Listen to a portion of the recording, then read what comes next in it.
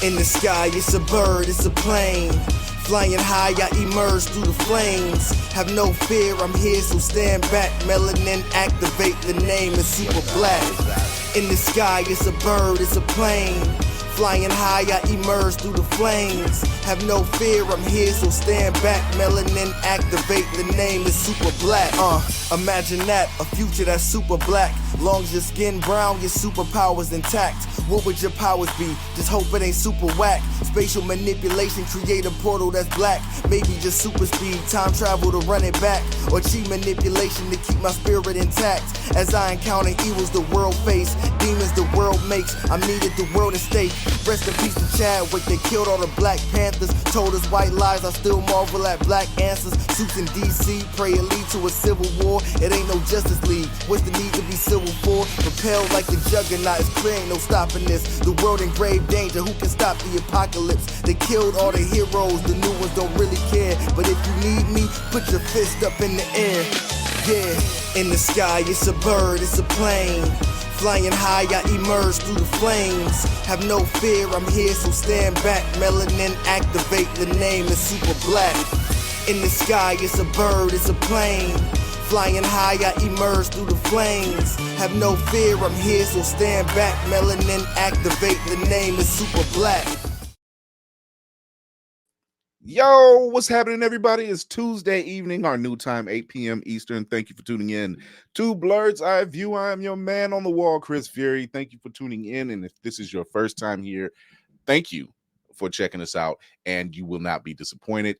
Show your love on the YouTube channel. Check us out on Always Press Record. And coming soon to the Blurred Station, BNN, the Blurred News Network, you will be seeing us hobnobbing with some of the best and the brightest that's coming up in the blurred world, getting behind the scenes looks and much, much more. But more on that later. But first, I got to check on my second in command. She's having a day. So talk to her nice. Lady Mandalore. Hi. Hi. She's under the weather, everybody. Yeah, I'm good though. I'm good. I'm gonna get him back. Though. Yeah, I'm getting back. I'm I'm gonna come into work. Nothing on my face. Absolutely nothing. And I don't want to hear a word from not one of them. And now you see why she's my second in command. I'm plotting. Oh, I love this woman. Oh my God! Long 3 days in that hospital until Friday. It is. Look, sometimes. Here's the thing. Sometimes people they want violence, and we don't want to do it, but we're not opposed to not giving your actions. An example must be made. That. Oh my God! Like no, she wasn't in the hospital. Our griot of horror. She's frozen again. Oh, Lord, you gotta get her stuff together. I love you. Lord. No. In the meantime, we'll get the cinematic assassin. We'll be watching. Going on. What's happening, man?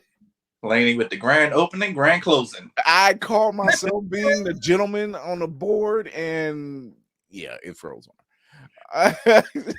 She'll be back. I'm sure she will. What's going on, man? It's Tuesday.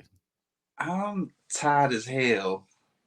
If nobody knows or cares, it doesn't matter because it's our platform. I'm working out with Michael B. Jordan's trainer. Oh, that's why you're tired. That did start. I see how he ended up looking like that in Wakanda now. I get it. It ain't easy. Look. Pretty soon, the assassin's gonna be like this. That's me in about 17 and a half minutes. I'm sorry. It's like if you see the hat turned, that's not the signal. It's just he fell out. That's all it is. Get y'all one of these. Oh my God. Coming up is our engineer, our very own ship man who he lifts the warp drives to the Zens and fresh off his new nuptials. Yeah. Black Spartan, what's going on? Congratulations. I was married now. You was married. I was married. I'm happy. Made you an So- honest man. So in our group chat, Spartan stated he tried to talk to his wife to see if he could, do Sorry. a Jedi battle for the reception. She said no. Hell And then no. he said, well, can we recite some of the vowels in Klingon? And she also said no. And me, being who I am, realized what the day was, and which I responded, I said, you damn genius. It's Just- Batman Day. There's always a contingency plan. There's always a contingency plan. So That is- Spartan got married on Batman Day. I don't know if the wife knows now. Nope. So she will never know. To Don't the grave. tell nobody. To the grave. She'll find out when Obi has to go to the movies. Every Oh, time that'll be the day she every time they goes. have their anniversary to go see that Batman marathon. That's gonna be funny. She'll be coming back. Hey, Batman started on September 16th. Well, that's when we got. Dun dun dun. I'll just sit there and be like, well, happy anniversary, honey. Kisses. Wait, when he says it, he's gonna have to look straight forward. He can't meet her gaze at all. Mm-mm. That's gonna be that Michael Jackson Earth song. Just accept it as it comes towards you. Like you got to drive that way. She can't take the both of you out. That Just have the baby in front of me. Because remember, we made this. Wow. See, You love him. baby. He need me. He need me still. He kind of still need me. Oh, Life you insurance ready? policy. You ready, Lainey? You ready? Yep, she's ready. All right. Make sure you're Make not on sure your mic is muted. Brianna Horde is in building. Lady, gig my heart. What's going on? Hey. As you can see, I'm in my room because that's where the Wi-Fi is strongest, and I just can't. You just can't Like, win. I just probably got to get like better Wi-Fi or something. I don't know. There's no such thing as better Wi-Fi. There- Right? Wi-Fi is better when it's wired. That's Well, it. I feel you because I wanted to walk down the aisle to Zelda, Mhm. and Jay was like, "No." Okay. Wait, he I actually denied it? Listen. Zelda has a 25th anniversary CD, and then there is a couple of things. I was like, I could walk down the aisle to this. I want to walk down the aisle to There's a Zelda. wedding Ocarina of Time song on that CD. Look, if I can get It is number 7, and it's in the middle of that. Yes, you know I'm talking about. Oh, I'm telling you, that was the first thing I tried. if I I tried can get for Zelda. if I can get for my next anniversary to plan a party, and I can get the influencer Dime Meach to be the DJ. Mhm. Oh my god, That'd that be good. part! I would Talk do that for my 10th too. I would pay for him. That's an absolute. Oh man, we also have our other griot. He's the man. He's like our shepherd book, without being dying at the end of all of that. Christ. Navy Montel. Jesus. Baby. Mhm. Wow, really? That's how we just do. Look, Shepherd Book was the man. Look now, he was the man. He's the only man that told Malcolm no, and Malcolm didn't bring that subject up ever again. Exactly. I respected that man with every fiber of my being, but my gosh, Ron Glass was a genius. That was Yes. a great role. One of his great roles, but Yeah, that absolutely. was And an my awesome heart- role. my heart goes out to my fellow Capricorn who is not herself, but you know what? She is still a volcano. This is still Mount St. Helen with a t-shirt on. Okay, she about to go boom, and you know what? Fuck them. Go into work. Fuck 'em. Look, Lady Mandalore, at this point in the stage that she's feeling, if you've ever watched Tombstone, and Val Kilmer was like Doc Holliday. Doc Holliday, I'm you can't even see, you see double, then I'll shoot both of you. I got guns. That girl Oh. choke. You make I Look it at gotta the twirl go of the home cup and watch like- Tombstone now. like a- I gotta go home and watch Tombstone after this. I got That's, two guns. that's actually a really good film. It is. Tombstone is a really good film. I'm gonna And- tell you, Kara's gonna go in there with just an empty cup and like, fuck him. I swear to God, I will lick every doorknob in that bitch tomorrow just on fucking GP. Someone challenged Kira. Oh, fuck you Oh, up. and I wore this for Kira today. I appreciate Ah. it. Oh my god. This was my work attire for today. I was gonna say, I can see. I just I can see. Joy see boy. your- I know. Here's the thing. That's my work attire every day. Bragging Oh, ain't you cute. lucky people. Bragging ain't cute. I wore that. I wore I wore a graphic tee proudly underneath my scrub jacket, and it was open. And just no Every questions day. asked.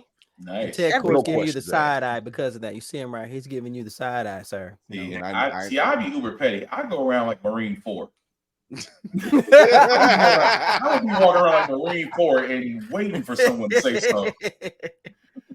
The vibe was always. I was like, Exactly. it's Just always cough on on. everything. Don't even I'm mind. on. Just cough on it. I wanted him to say, why is he wearing that? You gonna tell this 300-pound black man he can't wear it? Is that what you're gonna say? Very much. You gonna tell him no? Yeah. Yeah, you gonna tell him no and then come back. Let me know how that worked out for you. You know, I know I got a great smile, but at the same time, You for the shits. Do not let my smile fool you. You are for the shits. I mean, even Lex had a smile when he handled business. No, I'm just telling you. In the words of Doc Holliday, you are Daisy if you do. He's sitting there the whole time you're on the ground. You're no Daisy. You're no Daisy. Man, so it's been. I mean, it's not so much news because it's funny when I look at some of the news sites right now, how they're hurting. They are hurting.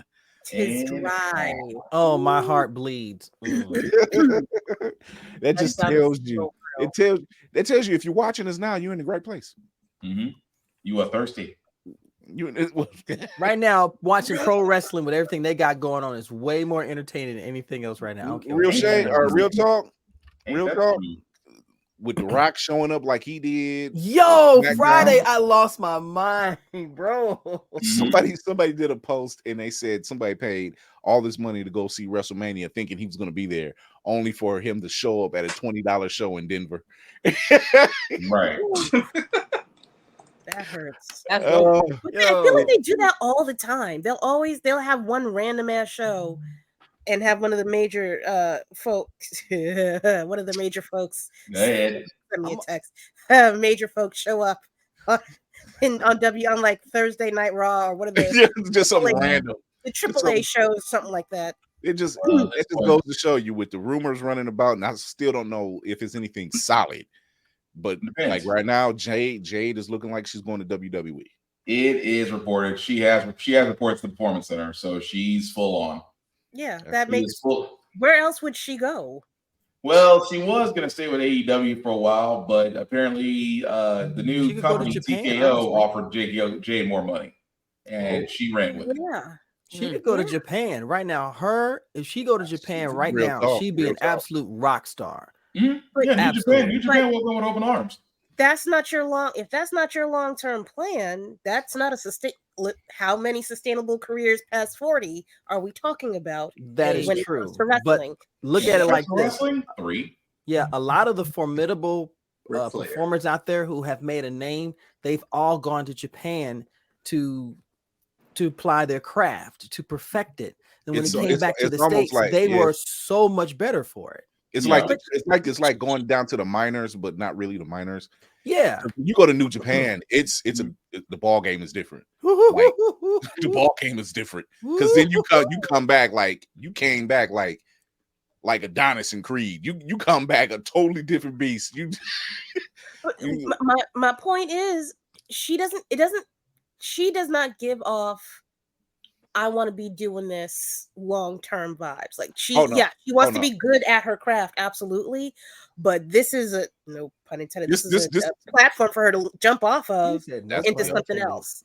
So that's why I'm saying, where else would she go? WWE is the next step into The Rock's shoes. She's going to be something past WWE. I can guarantee you that. Yeah. Right now, with Vince sneaking his way back into it because of the merger with UFC, UFC. I don't want her to go. I don't. Right. She'll get married. UFC? Yeah, WWE and UFC are a part of a merger now. It's called TKO. Mhm. Uh-huh. So that means it's gonna be cross matches. Well, Or here's just the no. messed It up would part. have been nice, but you know. Well, here's the messed up part, and this is why this is gonna sound very confusing. So WWE and UFC are basically under a parent under a umbrella company, which means that WWE UFC can still operate independently, but they report to the guy who owns Endeavor that actually created TKO, which allows Vince to still run creative, although he's not the ultimate decision maker. Which it's like a back. Vince is really the Lex Luthor of all of this bullshit. Yeah, like that don't make any sense. He's really the Lex Luthor of all. Just he's been. Well, he even looks like a villain now with the black hair and the little pencil mustache. That mustache is horrible. I said this about Vince, and I will say this again. He would rather kill his creation before he lets his son-in-law take it over and do it better. This is true. Kill it. Vince's mustache is one of the worst things to change from my childhood. Oh no, I'm literally waiting for him to just hit the twirl. Like dastardly. I will turn the damn TV off at that point. Like, here's the worst part. Click. Nah. Do y'all remember when he had the do-rag and he said the N-word and nobody checked him? Yeah, I remember. Somebody brought that up just a couple weeks ago, and I'm like, oh, I never forgot. Yeah, I never forgot. Booker T lost his shit when that camera went off. That he was not happy about that because he wasn't told about it. This was all Vince doing whatever Vince wanted to do. Unscripted. And I'm like, you try to say it in front of Stevie Ray. You got away with it in front of Booker T. Say it in front of Stevie Ray. That dude is old school South. Say it in front of him. Vince was terrified. He's still a big dude too. Yeah. No, yeah. He's a crazy big dude. Yeah. Vince was terrified. If you watch that clip again, he like sort of springs off the ground when he says it because there's so much nervous energy. My nigga. Oh, even worse. If you said it in front of Ron, I was like, Ron Simmons when you meet him because that is an ass whooping on site. My stepfather, and my brother were watching it, and the first thing I'm like, why is this clown coming down in a do-rag?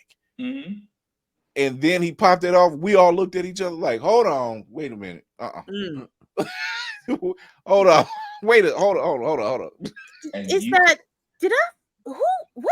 What's that? My thing was, how did you walk through the locker room unscathed? Slap off backstage. How did you walk through the locker room unscathed is my question. That's what I just said. I'm like, I hope they got him backstage if they couldn't get him in front of everybody. And that's what made every ass whooping that Steve Austin offered him that much more glorious. Listen, I don't even remember what y'all talking about, and I still agree with that. I mean, every time Steve Austin was on screen with Vince, he gave him the business. But you notice that, but everybody's like, Steve Austin never said the word nigga. I said, does he really need to? We don't want him to. We don't want him to. Don't shoot the dream. Literally nobody else in that entire stable would say that. Literally nobody else in that entire stable would say that. It's just him and his wife or ex-wife, whatever they are now. Whatever they want, whatever you want to call it. Miscellaneous, ladies and gentlemen, miscellaneous. That's all it is. If that is not an arrangement, that is an arrangement marriage. What that is. It's like, look here, I can take all of it, Vince. I mean, I actually thought Triple H, the girl was arranged marriage. To be honest, well, him and Stephanie. Yeah, him and Stephanie. Yeah, I always felt that. That was a great work. It was a great. I had to give it to him. That if you're gonna have a shotgun wedding and make it into a great work, that's how you do it. God, they were so wild for everything back then. Jesus. That's wild. Right now, WWE was something else. Unfortunately, WWE is starting to go back to the way Vince has done things because after all the reports, he still does some freaking rewrites up until the point of the show, and you can see it in the production. You can see it, and I don't even look at it anymore. I look at it on YouTube and go, "What the? Are you serious? Really? This is what we're doing?" There's total confusion. Vince is stuck in 1990s storytelling. It's always been big men, bigger chested women, bra and panties matches, and occasional fire. If you look at the window that Triple H had when he was running, getting the storylines together, it was a very small window. But if you look at the window that he had, stuff was actually changing for the better. Oh yeah. I mean, NXT. NXT was probably the greatest thing that Triple H has ever done. Yeah. And it was his baby until Vince killed it. Yeah. Like if you watch the moves he was making, we just knew everything was heading in the right direction. And they turned around and just said, oh, no, not happening. I'm gonna tell you right now, you know the reason why NXT started going the way it was going. It was after Dusty died. Yeah. Because Vince was scared of Dusty because Dusty had been in the business, the territory. Yeah, that's what a lot of people don't understand. Dusty was gangster. Dusty was old school, boy. I know. Dusty was old school. That's why he was my boy. I mean, I love Dusty is one of my all-time favorites, and I loved him. But when he had NXT, it was beautiful. And I'll put it this way: New Jack. If you know who New Jack is from ECW, he said he's only scared of one man. He said it in his interview. He's only scared of one man. It's like, well, who was it? He said Dusty Rhodes. He said this man got people everywhere. He said if he wanted you gone, you was gone. And he said, I know. He said every time I saw him, yes, sir, Mr. Rhodes. Whatever you need, Mr. Rhodes. No problem, Mr. Rhodes. He said, say what he said. He was a jolly old white dude, but that white dude was gangster. Dusty Rhodes was. I remember when they said it. I'm like, New Jack, eat your kids, New Jack. Right. Hold a grudge for a whole year, waiting to kill somebody, New Jack. And was afraid of him. That says a lot. That says a lot when you have him, Mr. I was trying to kill him in the match. Yeah, we know. You threw him from the balcony. We know. And we saw it. It admitted it. That was wild. But yeah, I really hope. I wish the best for Jade. She has an amazing platform. She's a beautiful woman, number one. Just put that out there. Yeah, I'm not blind. Yeah, I have not. Coming up watching a lot of wrestling, and especially a lot of the women, and I've never really seen a more polarizing person as far as the women. Because I'm like, does this woman take a bad picture, like at all? Nope. I'm trying to figure. Same thing about Bianca. Yeah, I was like, what is I'm like, I like what's happening. I'm just, but yeah, I see her. I really do see her. Be like Lady Mandalore said. I really do see her going, just making this her next springboard, her next step. But but WWE got a 2 black quota. I mean, we got Bianca. You want Bianca and Jade on the same card? In WWE's world, it's like, wait a minute, 2 powerful black women. Nope. One of y'all gotta go. Back Nyla Jax. So no, that woman is dangerous. She's another force. Now you just punch her in the butthole. That's how you beat her. You punch her in the put them in a tag team.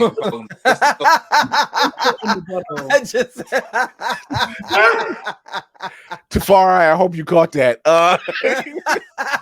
That's the clip right there. That's the clip. Wow. I said what I said.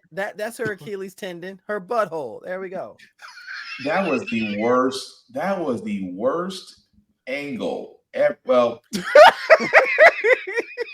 that's what you said. Validating right now. I mean, they did it all in groove. They go. Wait.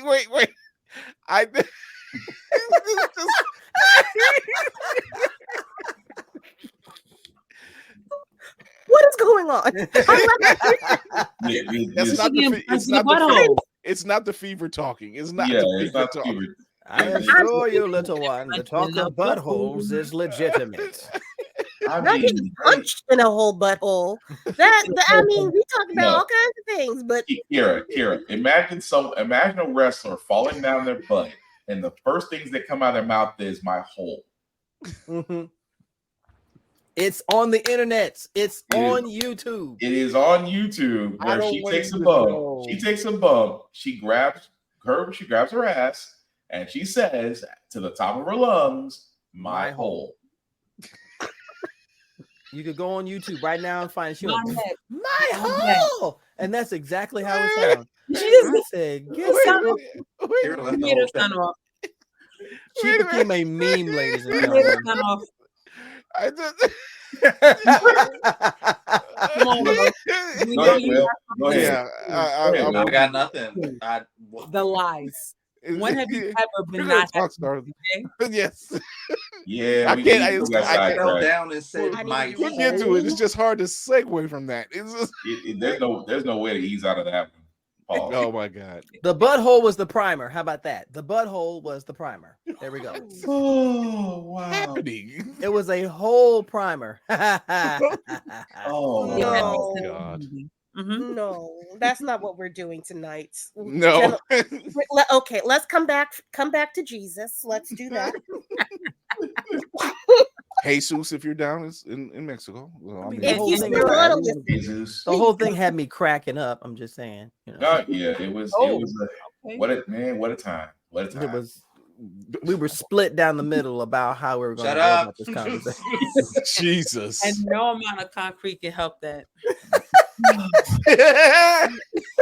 I saw it going differently in my head. I thought he was gonna sit there and say when I leave, come together like butt cheeks. Oh. I mean, we had to get to the bottom of the conversation. I'm just saying, Okay. you know. Oh god. gentlemen.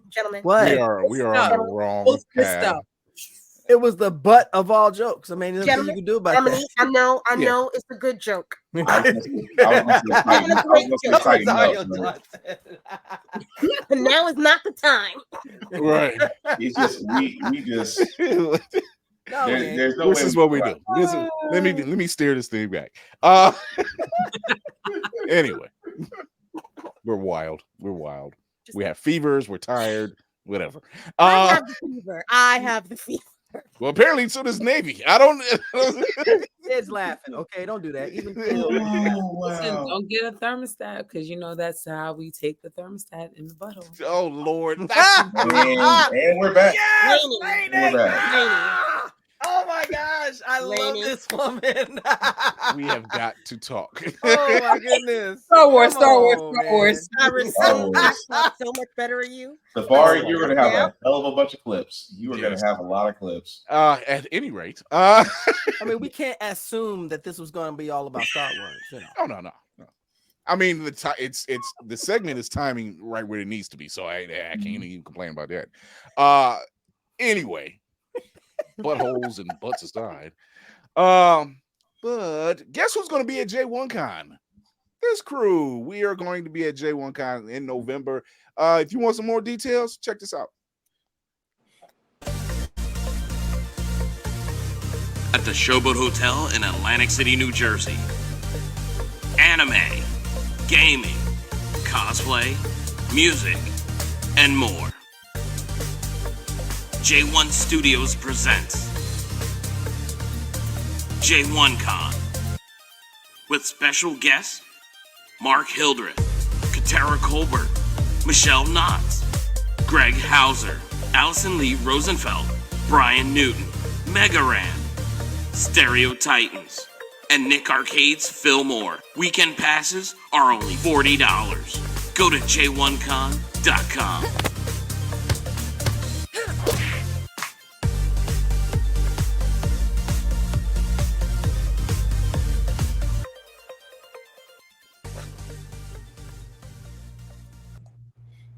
Yes, we are. The crew of Blurred's Eye View will be there at J1Con starting in November.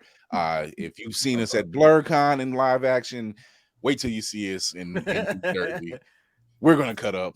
Not like what you've seen prior to that, but we're going to be there doing giveaways. Oh, You never know don't what give kind them of game hope. show we got in. Yes. Do not give them hope. Speaking of hope, Give them hope. A new hope. Speaking of hope, let's talk a new hope. Brand new hope. So we there was a small show or a small movie that was introduced in 1977. It was called Star Wars. This opened up a whole new world of possibilities, characters, and a whole new genre that has spanned decades at this point and is still going. They have merchandise beyond television shows, Christmas specials. Yes, we're talking about the Christmas special too. I know it's the redhead stepchild. Let it go. And fanaticism. Don't forget fanaticism. Fanaticism, the Ewok cartoon, toys beyond toys, and now lightsabers. Good Lord, I never thought I would see the day we get lightsabers like we get them now. I will get one by next year. Mark my words. I think I'm gonna have one before the month is Maybe you need to have it now. Dragging. I have an idea for a saber, but it's gonna take some time. Jesus, I can just go to imagine. Dragon Con. That's all you gotta do. This The is vendor so at Dragon Con is phenomenal. Who is it? Is it one of the NeoPixel ones? Mm-hmm. If I'm not there and you're there next year, you have to FaceTime me. Say less, boo. Say less. You ain't saying nothing. You ain't saying nothing. I already got my hotel, so I'm ready for next year. So this series, this franchise has introduced so much, and it's meant so much for so many different generations. And even now, where you have shows like Ahsoka, The Mandalorian, even Boba Fett, and Obi-Wan, and Andor, and good Lord, just it goes on and on because it's such a massive universe, and it means so much to so many people, from the old schoolers who were introduced to it, to the prequel children, till even now. This franchise has meant a lot to a lot of people for a lot of different reasons. But it all boils down to what George Lucas always said: is Star Wars is for everybody. Let the church say amen. Amen. Amen. I am probably one of the few who can actually take the good with the bad and just say, I can deal with it, I can deal without it, and put it to the side. I love the originals. Really? I have How to. do you come up here with these faces? Stop that. Yeah, because I can't pull her up quick enough. But I can actually watch the originals, which you want to talk about practical special effects. Still pretty much hold up, because if you've seen what it looked like behind the scenes, these were miniature sets they used. Yep. In wire work and it puppetry. Jim Henson. Hand-painted sets and stuff. I did not know until this week. Yeah, it still amazes me exactly how much they've done. The camera back work. then. Oh, the camera work was everything. So much with so little. Oh my goodness. And it amazes me exactly what they're willing to experiment with and use. What they've pulled off. Granted, like with the prequels, that was probably their first. They were one of the first studios to really run with CGI that way. It was a test in progress. That's just what it was. It was fresh. It was fresh. For what it wasn't that bad either. No, storytelling wise, it definitely wasn't that bad. Although Qui-Gon had to die. Yeah. Why did Qui-Gon have to die? Listen. Yeah. I mean, Darth Maul is the only one to take out Liam Neeson. I've never seen him die in anything else. Right. But even bad CGI aside, storytelling has always been that core, and being able to go above and beyond what they have. So where do we start? Let's start at what is now considered episodes 3 through 6, which to us is 1 through 3. Yeah, it's still considered 1 through 3. It's still 1 through 3. I don't care what these blubber-loving people talk about. No, it's 1 through 3. Okay. I don't care about their feelings. We gotta see what happened from the beginning. Well, here's the beginning for you. You want to do it? Write a book. Oh wait. Now is it now? That's one way to tell a story. I mean, it's it says a lot when you can take a film and come out with what you consider your original vision, and we'll never know unless George Lucas actually says this is what he meant to do. But let it stay in notoriety. Let it stay in that era of notoriety. We don't and to see what we consider the originals 1 through 3, and then just say this is an amazing piece of work. Turning around, and then you get the prequels, which tells which to us is considered 3 through 6, but to chronological orders, it's 1 through 3, and I'm like, well, tomato. Yeah. We got a story, right? So, but it's an epic story. I mean, like you said, it's an epic story. So, depending, arguably, where you want to consider the genesis of it all, you don't really have a bad starting point anywhere. No, you don't. You don't, because I mean, unless you're one like myself who would like to show your young ones the original first, for certain reasons. Because everybody wants to know how that feels to find out about Vader. I have to know which side he picks. I have to show him both sides and let him stand back and pick. It's like he was a pretty boy at one point. I don't like him. Ugh. He was pretty at one point. Ugh. I'm sorry. That's the reason. That kind of thinking is the reason why I'm doing with Obi. I'm just gonna set down a Jedi lightsaber and a Sith lightsaber. I'm gonna see which one he goes for. Even with, and I was just having this conversation with a gentleman this week about, because he's watching Andor right now, and he hadn't seen Rogue One, and I said, okay, well, go ahead. He was saying how Andor has a very slow burn, and it's a very slow burn, but if you know what's going on, it works. Yes. I said, go ahead, watch Andor, and then Very watch slow. Rogue One. Yep. And then watch the originals. That's how you get it. Then you get it. And he was like, I keep seeing this scene, people show it, and I'm like, what scene is it? And he was like, with Darth Vader, and I said, and that's why he's one of the most badass people in the galaxy. Jesus. To this day, that scene in Rogue One will forever be like, literally sitting in the movie theater and looking over and say, that's why. This is what I wanted for the originals and didn't realize I wanted it for the originals when I watched it. Yeah. They're very good. They've been very, very well, especially lately with Filoni and Favreau. They've been really good with the details. Callbacks and details and making things fit. And that's kind of 7 through 9. You have to. Just not now. You have to, but not now. Ooh. Flag on the plate, Kara. Saying very little, but saying a lot. What the deuce? They have a way. We're very protective. No matter which kind of fan you are in this genre, we're very protective. You just don't want to throw away story, right? Right. Facts. So when you get 7 through 9. Yeah, I knew she was going to say it. I knew it. I set it up. She did not disappoint me. I set it up. She shoots him down. This is why we work so well. So bad connections aside with 7 through 9, because even Mark Hamill has had he's even said his piece about it. There were definitely some moments throughout that particular series that stand out. I mean, probably one of the best ways they handled the general.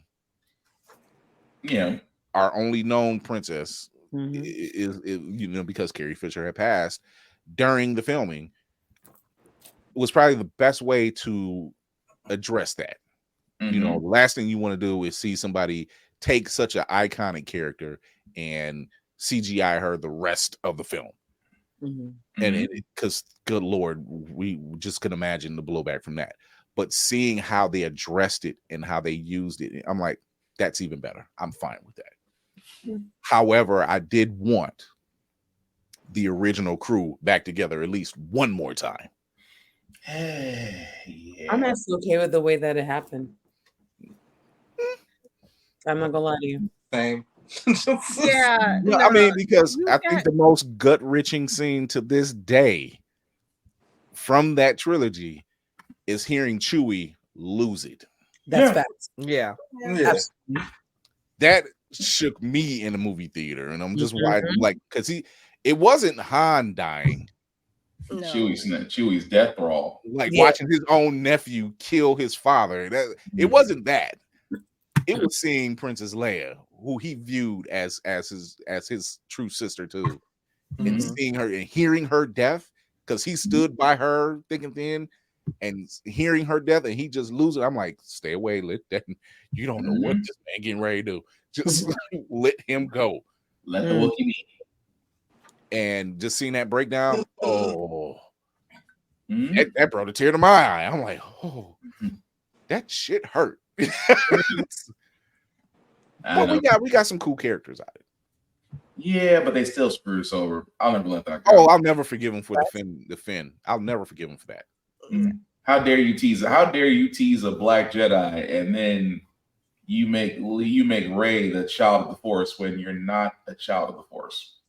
And it wasn't so much Rey. I didn't have a problem with it. It could have been a better connection. Mhm.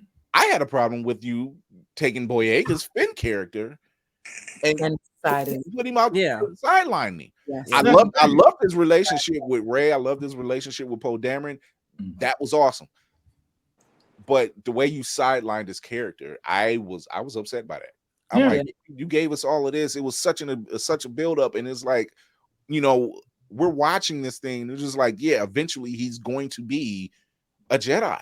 Mm-hmm. And his, never got that payoff. But let's be honest, his background story would have been such a more impactful hit than hers. Yeah.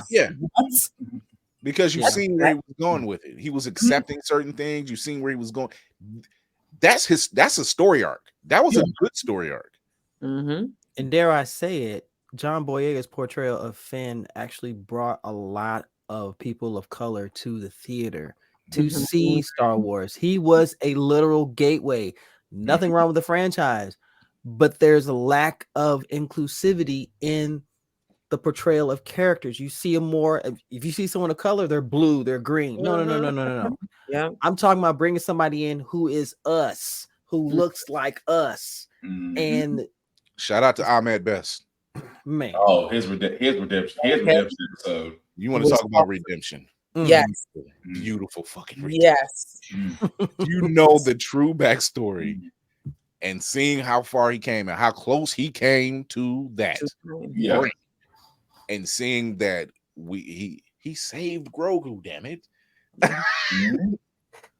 and people cheering him on, even fans, because he was originally Jar Jar Binks. We'll put it out there, but those children that seen him as Jar Jar Binks actually love Jar Jar Binks. Sorry, I was gonna do Jar Jar, but I'm not gonna do it. Whose children? I'm about to say I don't care about him, to be honest with you. I didn't hate him. I didn't love him. Those children. Yeah. He didn't bother me. Lisa don't like me. Lisa don't know how I feel about this. No, my animated minstrel show. No, I did not like Don't you. say that. Oh my god. At all. But I think him and it wasn't the redemption. It wasn't a dense. It was just, I don't know. That was a point in time. Those prequels. That was a point in time they were really trying to get kids on board. Yes. You know, for the merchandise, for the toys, because they had a lot of toys for those prequels. They had a lot of toys for those prequels. Toy licenses are going to be been the death of so many other franchises, even TV cartoon shows. Oh, you can't make a toy out of it? We're going to cancel the show. That's what it What's was. the fucking point? Merch was 80 series. That was really what other than the storyline, nothing wrong. But the visuals, everything was about merchandise. It was a video game. I mean, yogurt wasn't wrong. Yogurt wasn't wrong. merchandising. If you wasn't wrong. If you couldn't push yogurt after your series was over, you got canceled. So I mean, they did. They had cereal, they had cartoons, they had toys, they had games, clothing. They really pushed Valentine's Day. Good Lord, I remember seeing those. They pushed a lot, you know, and it was really hard. Other than Revenge of the Sith, which was a fantastic, and let's talk about that too. Fantastic storytelling bookend to that whole series, especially between Ewan McGregor and Christian Haydenson. Those lightsaber scenes. Mustafar, what? Yeah, beautiful. One of the best in the whole franchise, period. I think what the prequels did, they set the standard for stunt work. Especially because we're seeing it now, especially in Ahsoka. We're seeing it. You know, what Christian Hayden was doing behind the scenes. Yeah. There's fight scenes we didn't get that you're just like, wow. So even now with Obi-Wan, the two of them coming back and working with each other, it's still the standard. They still set a standard. That's being at the end. Like men of a certain age, they're holding it down. Right, it's still good. You didn't kill Vader. Old gang. I'm not gonna lie to you. Just watching them, like I said, behind the scenes, watching them do their thing. I'm just like, I can sit here and watch this, like just this, because you could tell they're working. These guys are working. They train for this. I can really respect an actor who comes with their craft and say, "Oh no, I don't need the stunt double unless it's that dangerous." But I can really expect Tom Cruise. Tom Cruise is always doing it. But they really step into the role and say, "No, I want to learn because one, I'm a fan too." Yeah. You know, like how many people have we seen after the originals literally are fans of the franchise, and they've experienced the roles of being in that world. To walk in and say, oh, of course, why not? Yes. But it just goes to you, number one, that the care that they have, and number two, the showrunner and director. Because if you have that type of great chemistry, I mean, let's look at Gunn. Every one of people Gunn is directed. Would you jump in anything Gunn's directing? Oh, absolutely. Yeah. No doubt. Not a negative one among the bunch. And they this is one of those things, watching those scenes, and I'm like, God, that would have been an amazing different take or different look at a battle. You know, watching Ahsoka and seeing Rosario Dawson learn to battle with both hands and do a fantastic job doing it. It's fun. It really is. It is. And even in that series, and I know we're all over the place. We're not supposed to be in an order because the movies never came out in order. Even in that series, watching her and Haydenson team up and seeing, if you watch Rebels, if you watch Clone Wars, and then you're seeing these two, and it's like you're seeing the Master and Snips go at it again. Yeah. But live action this time. Yeah. And it's fucking good. And then it felt so authentic too. That was it does. It felt and that's because they've gone to school together. They went to school together. Yeah. So they know each other already. So there's already that connection. And, oh yeah, I know her. That's my people. But welcome to the club. Glad you made it. I'm sorry, God. So good to have you here. So, I guess speaking about World Between Worlds, oh God. Oh, before we get further along, I'm not eating crow or whatever you want to call it. When I say animated minstrel show, I am not speaking of Mr. Ahmed Best. A check is a check. You do not see how your character is going to be drawn or created when you're doing that voice acting stuff. So I am not coming at you, Mr. Ahmed Best. You do you, boo-boo. I love you. However, the writers that knew what the end result was going to be, I take pause. That's all I'm going to say. Here we go. Say, let me come talk. You know what? I'm gonna eat my words because you're not wrong, especially married to a Jamaican. I'll give you that. Look.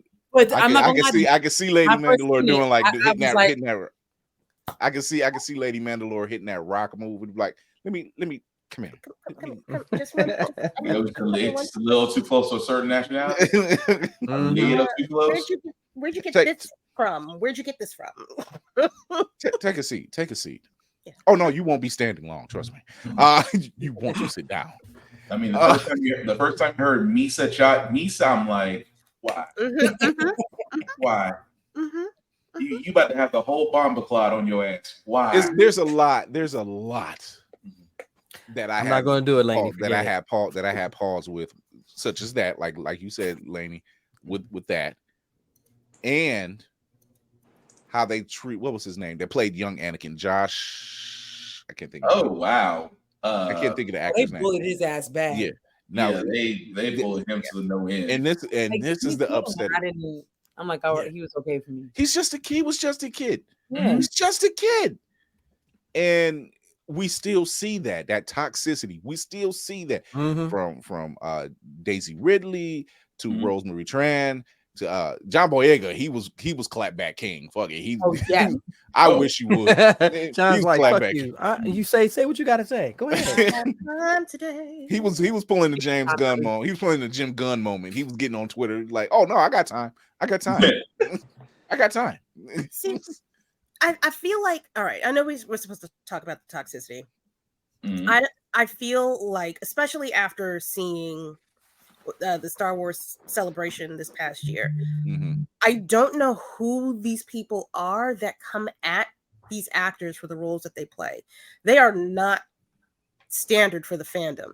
People that are into Star Wars and not just spouting bullshit for clicks, likes, and attention don't talk about this series. The That's his entire name, point Jake of Lloyd. Star Wars That's his is name. that it's a universal. Yeah, Jake Lloyd. Yeah, that's his name. It's supposed to be a universal platform. It's not about what you look like or where you come from. It's about your delivery. It's about what you're about. It's your insides that matter. I think that you're also taking that from being a Black person also. Yeah. Because white fans think of that very differently. I don't know. I don't know. It might be a generational thing. Because I've come across a lot, especially recently. I've come across a lot of Star Wars fans that are not melanated like us. That don't think that way. They wanted to see what was going to happen with Finn. They saw the bullshit that was going on. So I feel like I want to believe, I shouldn't say I think, I want to believe that there were a lot more outsiders just stirring the fucking pot that weren't. That's what it is. It's always outliers. That's exactly what that is. Outliers. The new fans who come into it because what they see, they wanted to line up to their beliefs. And you know, I proudly call Basement Virgin all day, every day, because if you ever have a conversation, that's what it is. They are, because they don't even know. They have no perception of what life is all about when they finally come out of their mama's basement and they walk out into the real world and they go to a convention and they start being a part of these conversations. You can tell where their mind is based on their ideology, especially if it's just a simple conversation about, okay, lightsabers. Well, I don't like this one because this is according to this. You've never touched a woman, have you? Well, like you said, baby, it's their perception. That it's what they're used to seeing. If all their heroes was a certain African American or a certain rice cake warrior, Why I say what I say. Safari said it best. He said they ruined the African Americans ruined the galaxy, and the one black man who tried to save it was Hold. This is true. This is true. But like, I mean, even the original, you had at that time one of the smoothest black men alive renegade, and that was Billy D. Williams playing Lando Calrissian. Calrissian. That's why I'm thinking of Clarissa explains it all. It's like Calrissian and Clarence. Clarence and Clarissa explains Clarence Rissian. That's how we go. But that's why they didn't let John Boyega get his shit off. It's because we already gave you the smoothest motherfucker in the galaxy. They gave us the baddest motherfucker in the galaxy. What else do you black people want? We give y'all one per trilogy. That's all. We get one per trilogy, maybe a stint in a stint spot in one of the shows. Who knows? But this is true. Like when we got excited when we found out Sam Jackson was excited when he found out he was Jedi. Solo. You want to be in Solo? Yeah, we could put you in Solo. No problem. We can make this work for you. Absolutely. I mean, what about that Lando character, Bob? I mean, how many people of color can say I was in Star Wars, number one, and two, I got to pick my own color.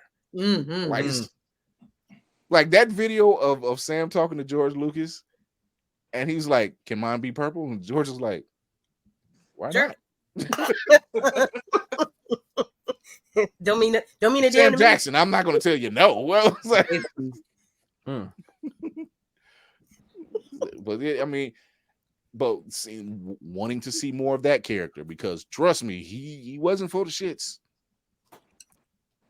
We're starting to see more characters of color come up in the universe, especially on Disney Plus with the different shows. Look who's writing, look who's running the ship. And you can see a difference. And not only are you seeing a difference, you're seeing more fans come out who can connect with the characters that they see, whether it's hero or villain, Jedi or Sith.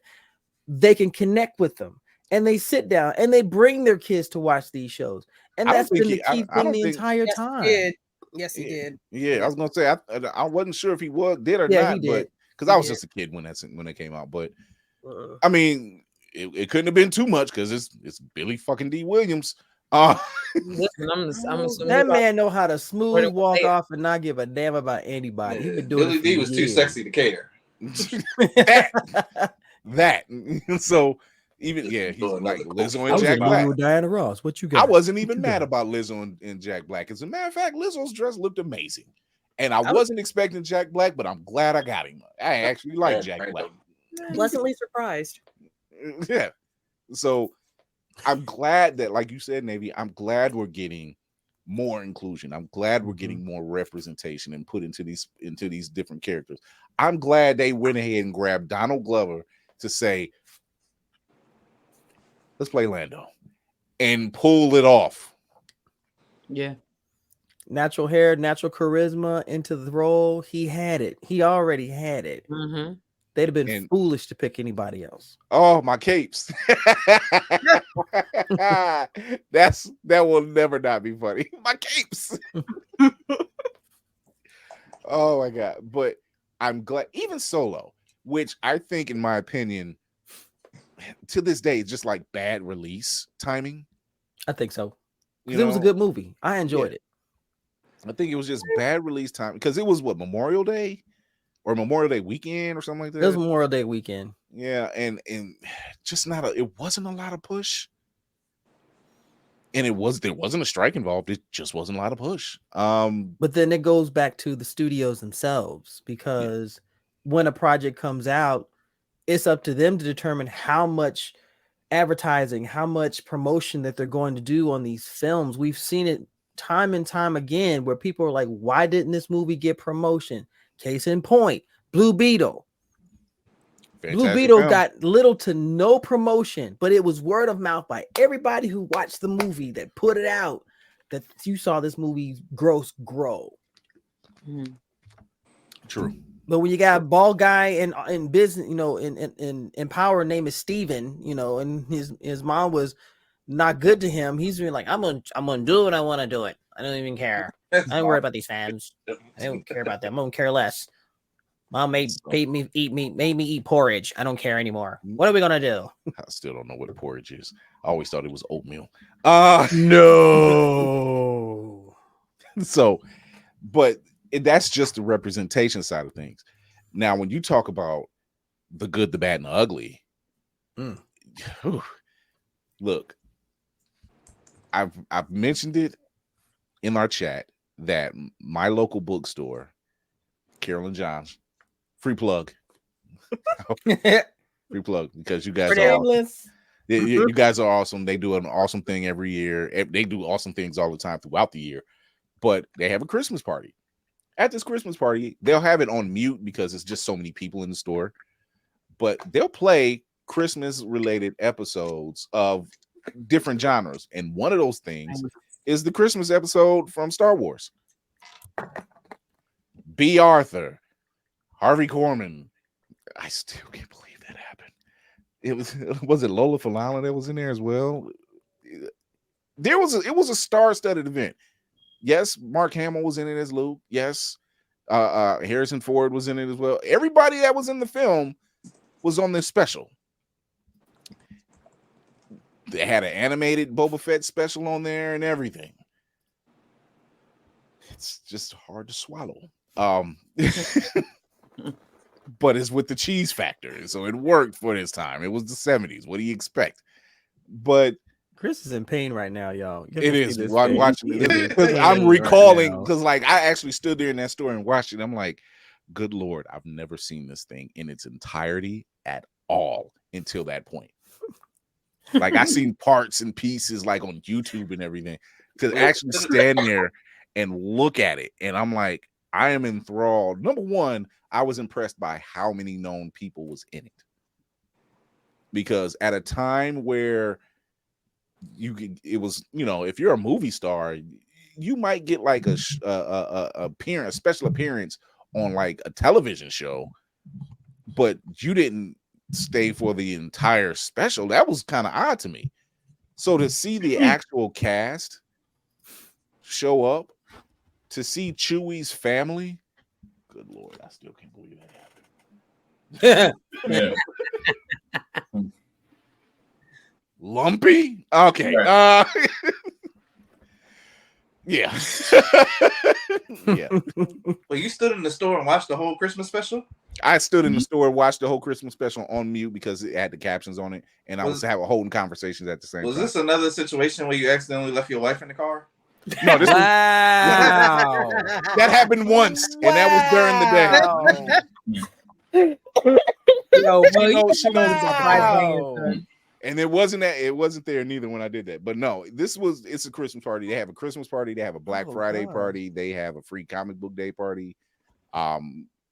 They have midnight sales and everything. So this was just one of them things. I'm like, hey, I'm going to the Christmas party, see you tomorrow morning. Or, because it was like I wouldn't get home till like 1, 2 in the morning anyway. She's knocked out. So one of those things, just hanging out with some people that I know, one of my sister, and just watching this thing. And we just like, I can't believe this actually happened. I can't believe this actually happened. Once again, just like the prequels, this was a time where merchandise was a thing. Toys, cartoons. Yes, they had an Ewoks cartoon in the the early 80s. They did Saturday mornings. Yeah, and they banked on that whole generation of kids who watched Star Wars, who got introduced to the Ewoks. Just like, hey, I'm looking for the one. If you like the Ewoks, that's one thing. But then you might be looking for Luke, Leia, Han, Chewie, R2, any of the main cast. They might make a pop-up, and then you don't see them again. And I was like, that's how they sold stuff. They sold tons of merchandise over decades. And they still do. They still do. I was that one kid that wished Rankin Bass would have done an animated Star Wars movie just to see how they would handle fight scenes.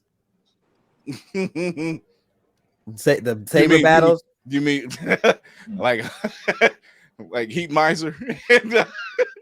Oh no! I'm talking about when they. Okay, you're talking about the animated version. Yeah, when they did the company that did the animated Lord of the Rings, which was absolute fire. I ain't gonna lie. That was how we get introduced. So take I thought you meant oh stop no motion stuff.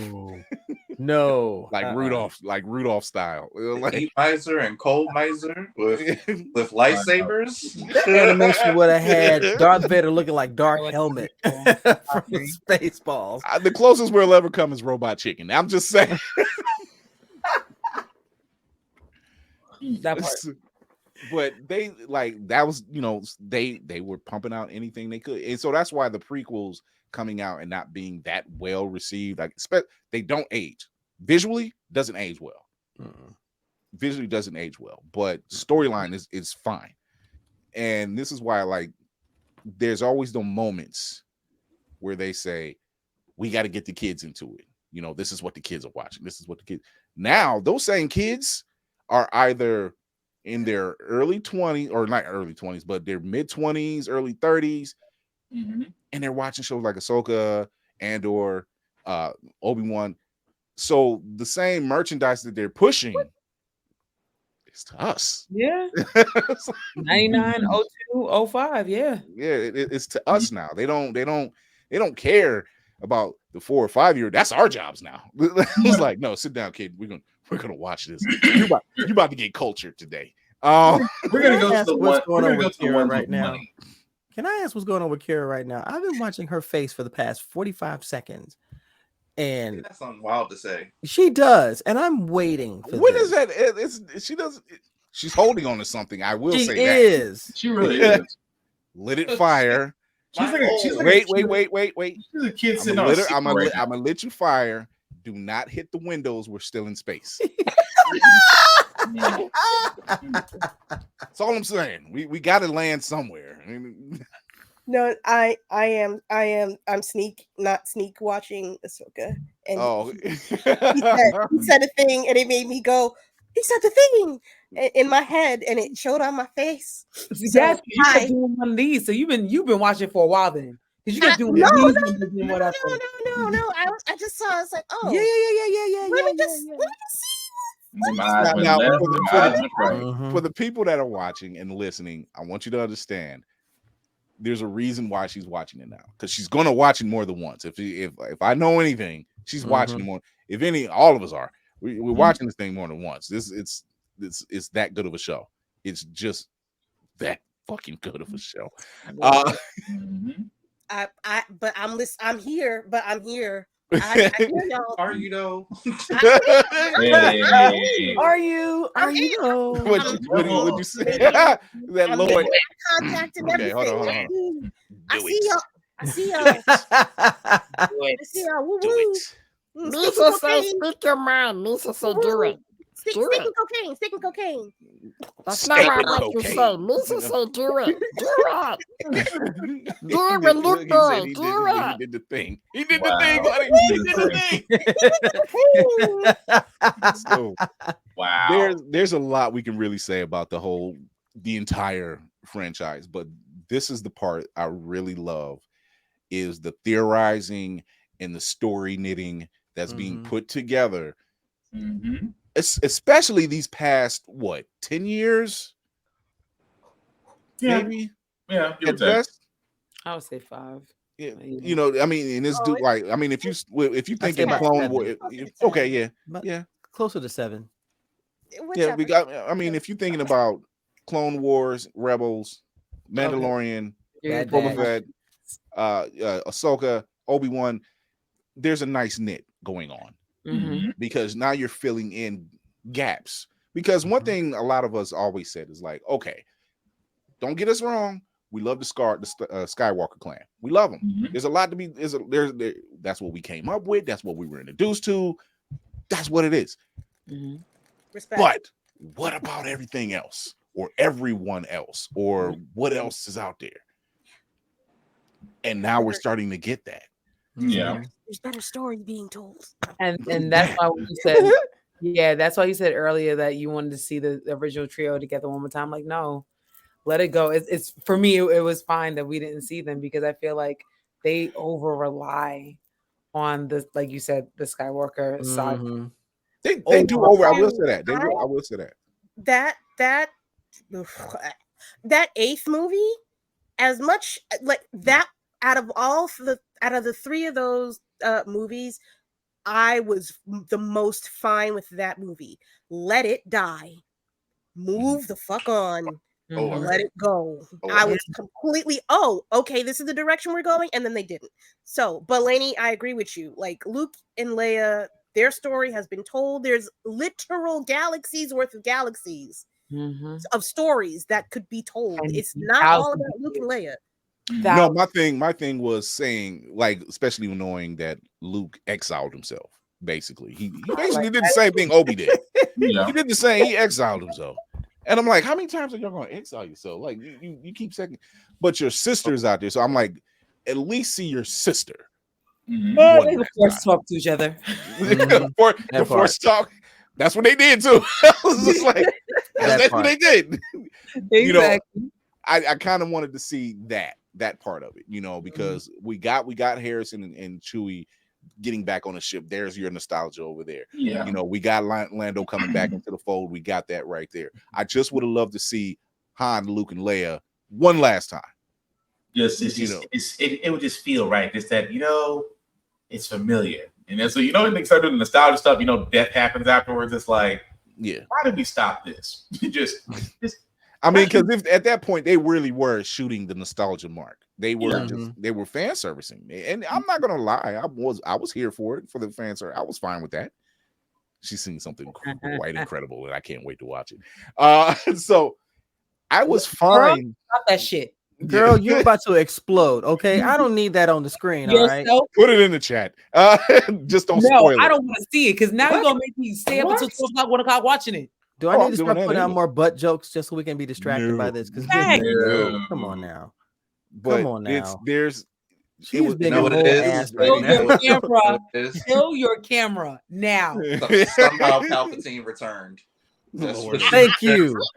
Yo. At any rate, if it was just to see that again, was fine. And so I'm not completely opposed to what Lainey said. I know exactly where she's coming from on that. Just me seeing that original, well, 4 if you want to count Chewie.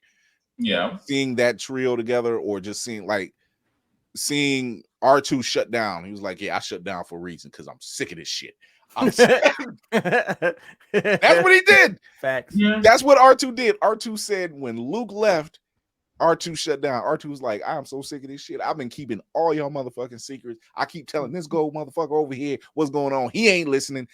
Fuck all y'all. R2 went on strike.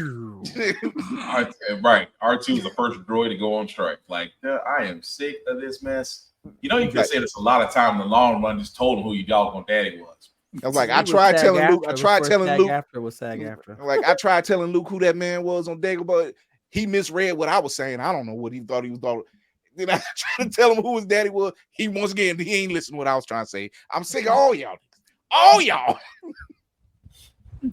R2 was the Bernie Mac of Star Wars. I told Leia how to destroy the Death Star.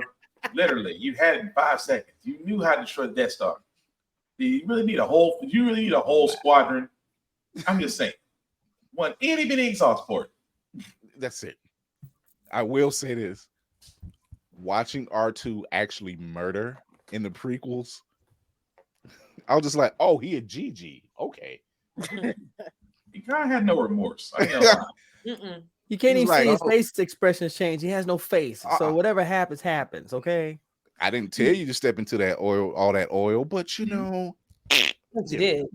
What you did. So, more of a you was in the way situation. You was in the way, so I needed you out the way. Who's the new little droid? Yay, Kara's back. Okay. Yay. BB-8? You talking about BB-8? No. I don't know. Oh, Chopper. Chopper's from Rebels. What? He's a psychopath. Chopper is for the shit. You think R2D2 is with the shits? For the shit. Chopper has none to give. That's a whole psycho. Chopper's been in the deficit since day one. Chopper He's said been in the Chopper negatives, y'all. Chopper is more along the lines of it's gonna be you, it's gonna be me, and I choose me. Every time. The fact that Hera talks to him in such a manner, she was like, "Did you check under there?" He was like, "Oh, okay, never mind. I got it." which, by the way, goes to show she was going through his shit. They belong together. It was a bonding. It was a bonding. So the entire franchise definitely has some ups. It has more ups than downs. You know, and I can honestly say that because it's very hard to take a franchise and go this long. Yeah, and still keep the attention of the original people, the original fans, to grab the attention of new fans, of new kids. I'm like, you're doing a great job doing this. You really are. And now it's kind of like it's almost coming full circle to a degree, because now you've introduced, starting with Rebels and Clone Wars, you've introduced another group of another generation and another group of characters for people to care about. Chris, your timing is impeccable. I'm just going to say that right now. And that's why they call me Fury. Oh my God. That's why they call me Fury. I'm not even watching it. That's called happy accident. I mean, as soon as we're done, I gotta sit in front of my TV again. Damn it! You say that like you're complaining. I'm caught up on One Piece. I don't even care anymore. Okay. Caught up on One Piece. Yeah, impressive. I'm still in the 900s. Thank you for your service, sir. I mean, I'm right there with him. I'm like, yo, that last episode. Oh my God. We'll do that later. But I want to hear from you guys what this entire franchise actually means and how you got introduced and what it meant to you. I want to start with the ladies first, but I'll start with the griot of horror. Yeah, I'll give my second of command a moment. I'm always ready to go, but go ahead. Like, I don't even care what you got to say. Well, I'll be scared if you want to go first. Lloyd knows what even when I'm out.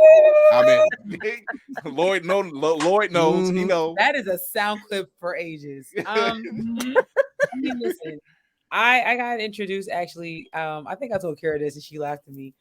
For a very long time, I thought Empire Strikes Back and Return of the Jedi because my mom put it on VHS. And that's all I knew. So I was like a teenager when I found out New Hope. And I was like, oh, New Hope came. Thought it was the first two. I mean the second two, whatever. But that's how I got introduced. Been a lifelong Star Wars person before I knew it was a fandom because that's what I watched on Saturday. Repeat. I could probably put it on and repeat everything that's happening word for word, verbatim, like Empire Strikes Back and New Return of the Jedi. I mean, this for me was always escapism. I love just going somewhere, okay, and seeing so many different things. My mom was a Trekkie. I was not really a Trekkie because I felt like at the time that was more of an adult thing, and I felt like this was a little bit more youthful. So seeing like just worlds and being introduced to different things was awesome.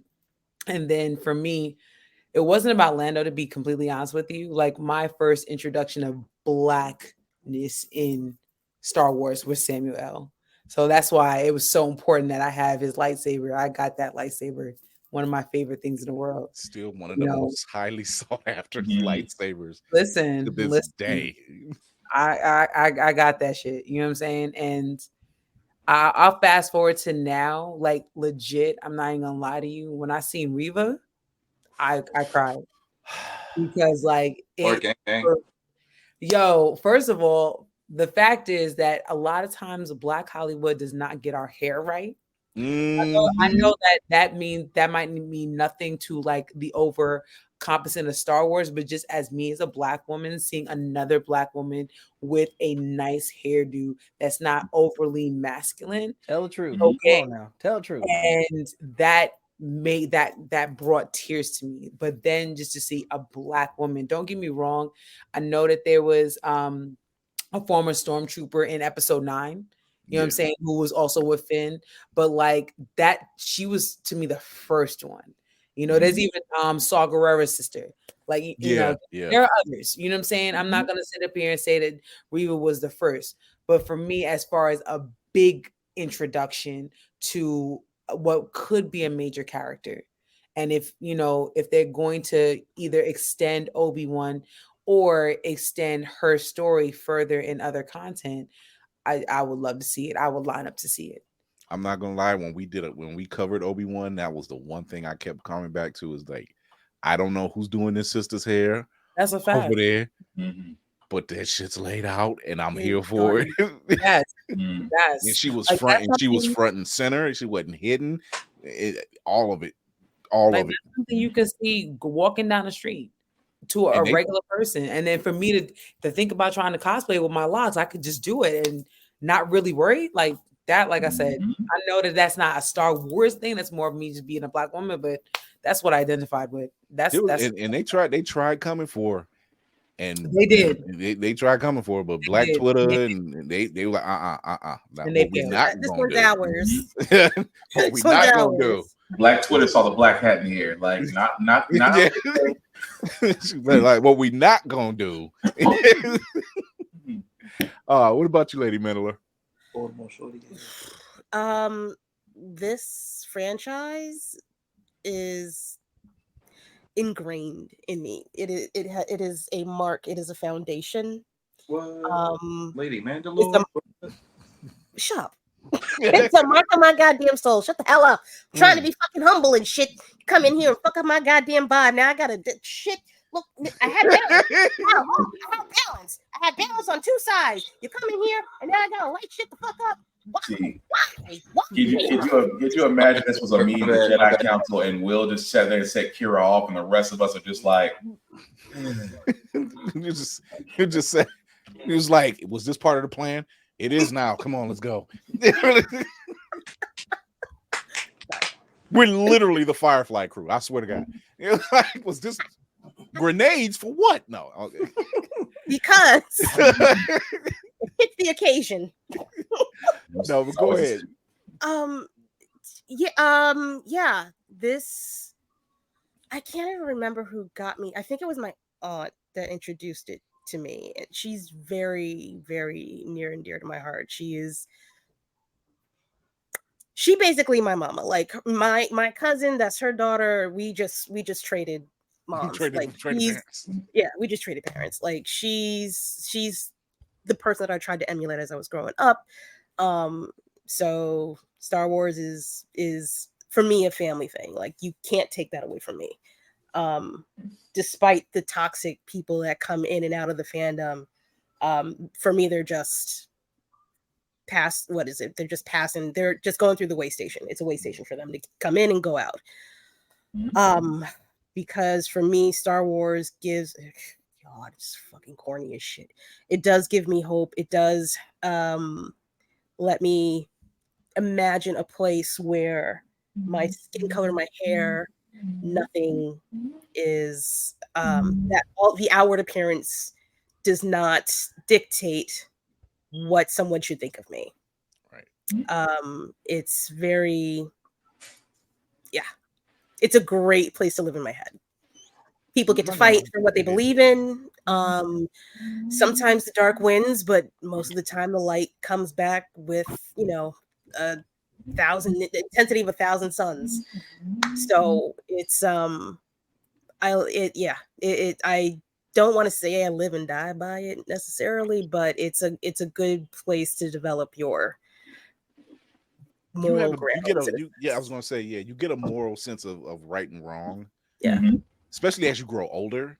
Yeah. And you really pay attention, because first off, as a kid, you're just watching it visually. Yeah. You're already drawn in, but then when you get older and you start really paying attention, yeah, you can correlate that stuff with like current reality. Like you're just like, yo, how can you call yourself rebel scum when you're doing the total opposite? Yeah. Art imitating life through Star Wars is distressing at the moment. Oh my God. But it lets me know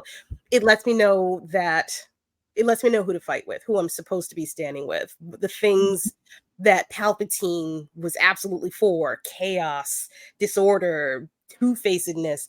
That is not what I'm supposed to be aligning myself with. It's not what I'm supposed to be aligning myself with. He's literally part of the dark side. And now with Ahsoka, she is literally straddling that line. She's gray, but she's leaning more towards the light. She's still in her right. She might get shit done. That was always the thing. She might get shit done differently, but she still leans towards the light.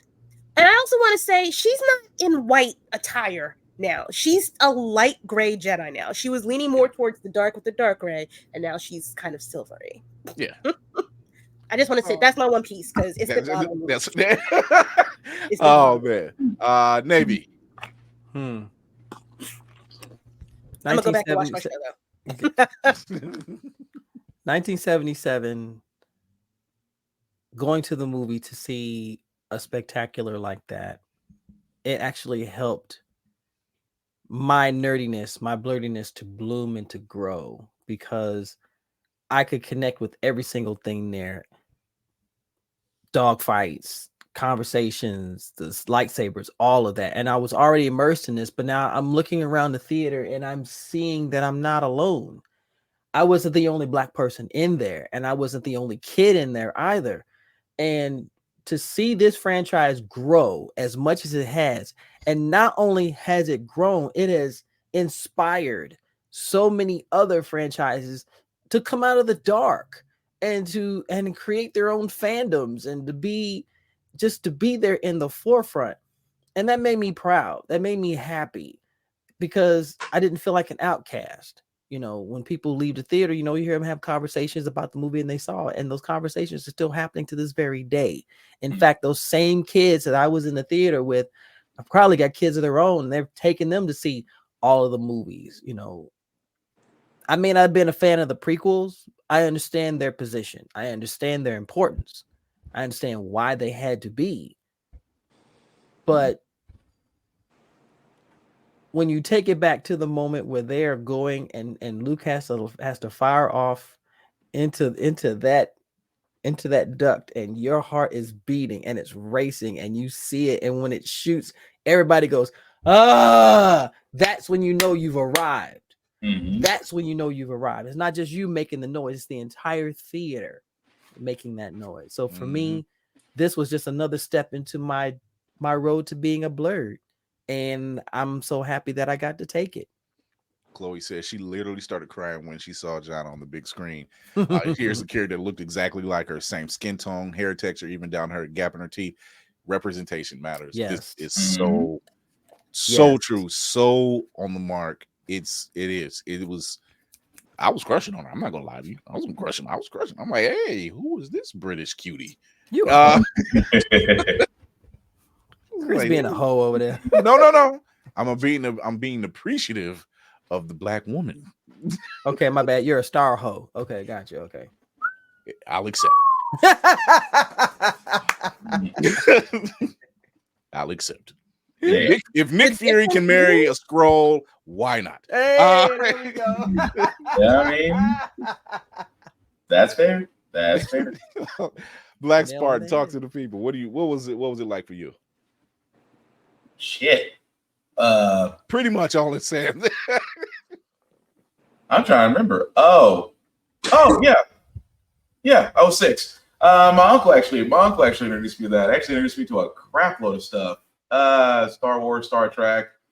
Oh dear God, things I probably shouldn't have been watching. But no, when I first saw Star Wars, yeah, I guess it was the fact that it was just an imagination. It was the whole thing of just, I mean, yeah, you always want, I mean, lightsabers, let's be honest. You hear them, you were making the sounds as a kid. You picked up a broomstick and may have knocked out your sister when y'all was doing lightsaber fight. That's neither here nor there. But no, it's just the imagination part of it. It's the fact of the whole story, like most things, good versus evil. But at the same time, you saw Darth Vader made some good points. But no, it's just the whole idea of that. And it's weird I said it. It's that society that's not perfect, but is so far away from us. Like the society that we're used to versus the society of the so-called future, where they don't have the same trivial things that we have, but their differences are still similar. You know, the way I guess I could put that. They're the same, but they're different. And I guess for me, it was just the whole idea of just because I was big on stories, that pulled me in. So yeah. That and the dark side was right. Lord. Oh, Assassin, what about you? Y'all are chuckling. My entire family is about fandoms. My mother's a Whovian. Yes, I mean that's rest great. Their soul. My grandmother is a super Harry Potter person, and my grandfather, rest his soul, got me into Star Wars. It literally would not have been on my radar whatsoever without this man. He was the type that when it was time for bed, he'd just throw on a movie, and I'd be walking past his room sometimes and just like, what is this? Why have you watched this 5 nights in a row now? Like, it cannot be this good. And so rapped with me about it and sat down and watched it. I was like, oh, this is pretty good. Okay. Old movies didn't suck all the way. Okay, got it. Now, listen, I'll lay all my biases out there. I thought special effects, there was a certain era where I was like, I can't get into your film. Look at how it looks. But it's like, nah, there is one, like we discussed earlier with the matte paintings and everything. There's a way to do it, and it looks amazing. And two, you can have story that overcomes that. But yeah, man, that was my intro, being able to kick it with my grandfather and watch Star Wars. I'm not going to be rude to episode 9. He made it all the way. He made it all the way to 8, and I was like, "Seems like you checked out at an appropriate time." Cool. Wow.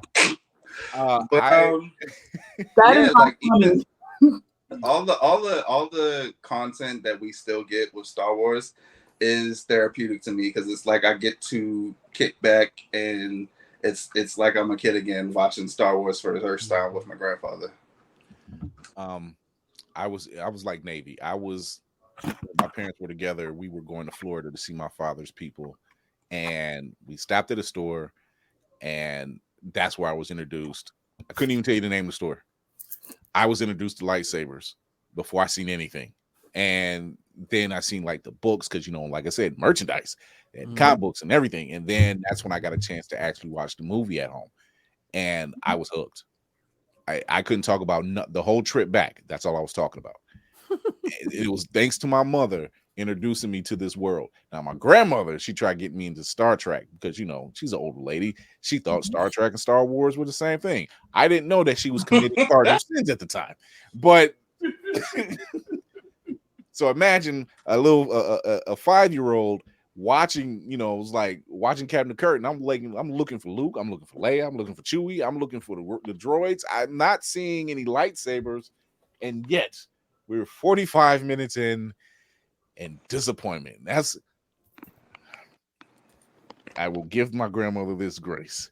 She allowed me to make sure to look for every detail possible. Like, this isn't Star Wars. This is Star Trek. But yeah, thank you to my mother. My mother showed me this world. And she's always showed me like different worlds because my uncles were into a lot of comics and nerddom and stuff. So being introduced into this world and just going along for the ride, it's a form of escapism. It's a form of making sense out of reality. It's a form of just getting away and using your imagination.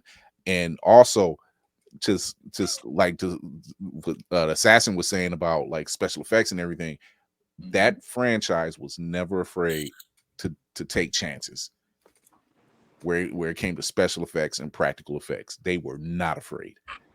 And that's what I can really enjoy, because even with the originals, and then we seen what they did with when they remastered it and tried to add in CGI stuff, and how it was bad taste, bad form, Peter. And they finally, when they got through 7 through 9, and they brought that puppet work back, and it was like, see, it can work. You have the skill set to do it, because you had Henson's Workshop, which to this day pumps out great stuff. You can use the puppet work. So seeing that stuff and seeing it work like that, seeing the Force Ghost of Yoda, which is actually a puppet, and just like, yo, I'm okay with that type of fan service. I'm okay with that, because you're utilizing a skill set that you had. You didn't have to improve on it. It was one of them things you didn't really have to improve on, and just being in a world like that and seeing all this inclusion, especially now, seeing all this inclusion and seeing these stories actually knit and fit together. Yes, we were up in arms when the mouse stated that a lot of the books weren't going to be canon, and yes, there were pitchforks, there was riots, there was pushback. But I think now what we're getting now, I'm okay, because you're just like, oh, you got the right guy steering the ship. So it seems to be in good hands, and we're not getting disappointed. The chat is going a little nuts. The chat's going nuts. But yeah, they're doing a Laney and Lady Mandalore are doing a power off. This is why you watch us live, because you'd be surprised what goes on. Oh my gosh! Okay. But the storylines that's coming across, everything that's being knitted together. This, like I said, this escapism. There isn't a time I can watch any version of this show, of this franchise. It's therapeutic. It's therapeutic. Like, bad day. Oh, what? They showing Empire? All right, okay. I don't care if I didn't catch it at the beginning or not. I'm watching it. And I've gotten that question from my wife. Like, how many times you watch it? I said, it's Star Wars. Enough said. Right. Wow. Yeah. Enough said. I'm the same way with Raiders of the Lost Ark. I don't care where I am in the movie. I will sit down and watch it. So to sit back and see this world, knowing the possibilities, and I think that's what really does it, is the possibilities of knowing, and then having that moral compass of saying, what's right and wrong. Even the Jedis weren't completely right, and the Sith weren't completely wrong. However, the Gray seemed to be right on the money. At least the Jedi didn't kidnap. Well, no, at least the Sith didn't kidnap kids. Yeah, I'm just put that out there. So you have these factions. It's just like I'm more in line with I'm more in line with Mace and Ahsoka at this point. They're just like, we'll get the job done. But just we ain't exactly going to buy the book, but we're going to get the job done. So Sith murdered kids. Technically, a Jedi murdered kids. The Jedi murdered them babies. They indoctrinated them into becoming youth soldiers in a war that they did not choose to fight in. Let's talk about that real quick. Yo. Again, so if you join the dark side, you join willingly. Watching Clone Wars and Rebels, you pick up on it, but you don't really pick up on it until you watch Ahsoka and you get that shot to the Shadow Warrior episode, and you're just like, oh my God, she was just a baby. Yes. She was a child leading an army into war. And it's the Jedi are so self-righteous. You shoot your children soldiers. So shout out to Ariana Greenblatt. That was amazing. Baby Gamora, as I like to know her as. Baby G. That's Baby Gamora. I don't care what they say. That's Baby Gamora. So and the real ass lightsaber. They gave them the real ass lightsabers. That's the way it was. The real lightsaber. It was a real lightsaber. It come about the thing. It wasn't even CGI. Will, I'm gonna need you to pay attention right now. I don't understand what you're looking at, but this is serious talk. I don't understand. Don't make me have to use my phone. Excuse me. This is come from someone who was just watching the soap. I put it on pause. You didn't have it on pause before. I did because he said the thing, and I just let it run a little bit. But it's paused now. That's what matters. I'm here. Real talk, Yoda.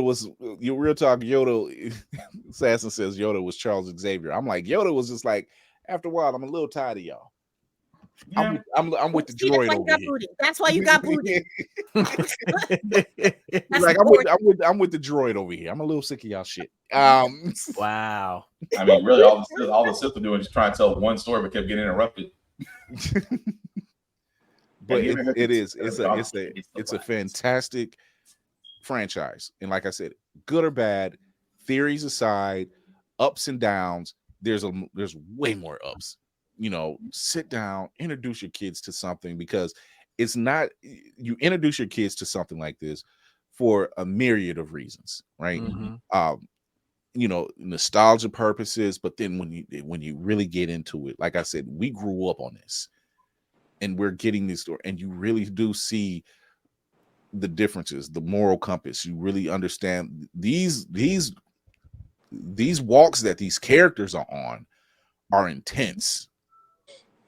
Seeing a flashback of Luke when he's training Kylo or Ben at the time, and realizing, dude, you're about to make the same mistake again, because you were somehow doubting yourself. Like, even Yoda was like, motherfucker, you figured it out finally, right? It was like, this is, but even in that moment, when the temple is burning and Yoda's Force Ghost shows up, and it's just like, finally, would you two talk this shit out? Talk some sense to your man over here, because you were out of pocket. I wasn't done teaching you. I just died because I was tired of hearing you whine and talk all the damn time. Use the Force, Luke. Just like your daddy whining. Like your dad did the same fucking shit. Damn. Too soon. It was like, where's your sister at? She didn't do half this shit. I don't want to be. Damn. He literally did turn over. He put. Can we see this? Like, I'm going to sleep. I don't give a fuck what y'all do.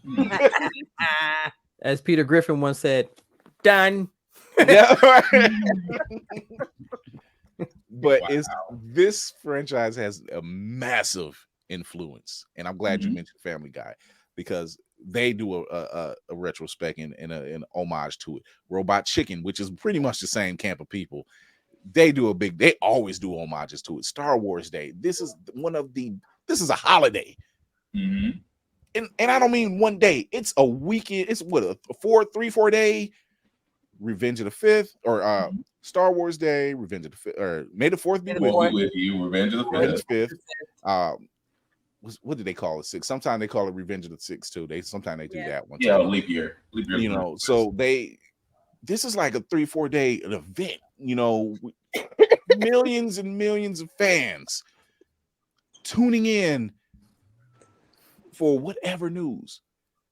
Battlefronts is still one of my favorite games to play because, good Lord, playing through that game and then realizing when you hear over the comms, Vader is coming. And I'm looking at my health bar like, all right, will I pull this off? So, you know, Battlefront, you know, what was the other one? With Star Killer. Force Unleashed. Oh. That's a great one. Knights of the Old Republic. Knights of the Old Republic. KOTOR. They have some great franchises. It stretches beyond our imagination, and I love this because I love bring in us some new characters. We want more stories. That's fine. You know, I'm glad that we're literally gearing away from the Skywalker clan. I'm glad we're gearing away from that. I'm okay with that. I was never upset about that. I'm like, you want more stuff because it's a fucking universe. Which is why Rogue One was such a surprise. You know, yeah. Like, how did y'all do Donnie Yen like that? Jesus, it's Donnie fucking Yen. So yeah, Republic Commando, Jedi Outcast. Yeah, it's. I mean, even more recent Jedi games with Survivor and oh god, even Jedi Survivor was good. When you think about all the known celebrities that you didn't know were part of this franchise, and who would have thought that Daniel Craig was a stormtrooper? I still try to watch that scene, and I'm like, I can't hear his voice. That's for like 2 seconds. Ain't nobody. Yeah, I'm like, I can't hear. I literally try to hear it. I'm like, you're telling me, James, but then to turn around, turn around and say, yeah, I'm a part of this franchise because they're fans. You know, Greg Greenberg, he's in there. You know, as one of the pilots, seeing these people. Porkin is always funny. Porkin was a real one. Yeah, he was a real one. One of the pilots. See, Lady Mandalore, go back, watch the originals. He's a big one. He's a big guy. They call him Porkins. That's why he was in a Y. That's why he was in a Y-wing, not an X-wing. Was that one of the deleted scenes? No. The big dude is named Porkins because mad rude. You're coming in too hot. It was a Family Guy episode. You're coming in too hot. That's what she said. All right. So I'm glad that we still get a lot of Star Wars, and I'm glad that we have someone like Favreau and Filoni who are steering the ship and saying, hey, let's kind of bring it back in and let's kind of coast this along, because instead of going here, and yes, they were really spitting out a lot of projects, not Favreau and Filoni, but they were just announcing project after project. I'm like, okay, that's a lot, but slow down. Just bring this in. Let's tell this story. That'll tell this story over here. That'll tell this story over here, and tell that story. And then we can go and wave it out, because why not? You know, you gotta let people breathe. You gotta let people breathe. Please let them breathe. It's okay to get it. It's okay to get all this stuff. Ain't no breathing. You say, no, you gotta stay for this. Tafari said Happy Hogan had to do something to get his mind off of me. Tafari had one worse than that earlier. He said Donnie Yen walked with God the whole movie and then met him at the end credits. Yeah. Just oh my God. So we're heading out of here. This is not going to be the last you hear of us paying homage to this universe. It's just not. We still got Ahsoka going on. I don't even know what they have coming up next, if they have anything done due to the strike. But I like that color. Ooh, I like that one. Not encourage her behavior. She's my second in command. There's another reason for it. Number one. Don't do that. Don't do that. Don't do that. Yes. Yes. We have a Slytherin and a Hufflepuff, and right now the Slytherin. Oh, I got to go. We got to go. We got to go. We got to go. We got to go. Don't do this to me. We got to go. Lady Mandalore, talk to me on social media. Hey, yo, y'all find me on the things that y'all be finding me on a regular basis. I got to go. I got to go. She did that. I'm there. You find me out there. Instagram is a place. I got a link. Instagram is a place. Wow. Good night. I gotta go. We gotta. Blessings, manifestings. May the force be with you. I'm out. We gotta wrap this one up. Come on, lady, talk to the people. Yo, I'm Geek by Heart. You can find me at YouTube. You can find me at IG. You can find me at TikTok. And Jay plays on the weekends. God of War. Let's go. Wow. You guys to go. Make it quick. Jay. Tighten up. Navy Martell on IG and X. Roll Catnip, Twitch, TikTok, and YouTube. That's it. I ain't trying to get beat up. we rolling out of here. We are Black Fox 447. You know my rules. Don't be a dick. His was better than mine. Don't you break the will? Don't you do it well?